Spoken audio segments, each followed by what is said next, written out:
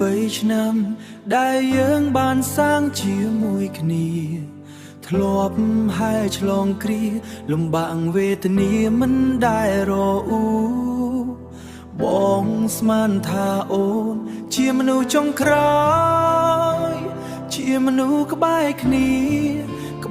នាជូរចត់អត់ធ្មូតែពេលនេះអូនដូរទឹកដៅដើរចេញចោលបងយ៉ាងងីពាក្យសន្យាទាំងប៉ុន្មានអូនរំលីចោលត្រឹមមួយភ្នែកធ្វើឲ្យប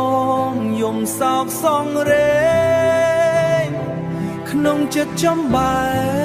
ករៀបរាប់មិនអស់ស្រឡាញ់អូនពេកទើបអ្នកនាងត្រូវមកទទួលការក្បត់ខំស្មោះសឹងស្លាប់តែតផលបានត្រឹមតែភាពសូន្យឆ្នាំដែលបងខំសាងចាញ់អ្នកថ្មីគេត្រឹមមួយពេល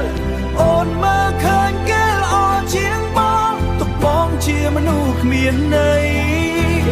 តើគេម្នាក់នោះមានអ្វីល្អជាងបងទៅស្រី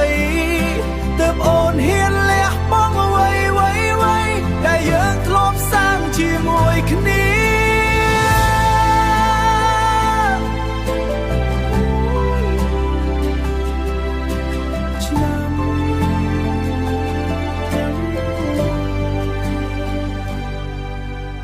ចប់ហើយស្នេហ៍3ឆ្នាំ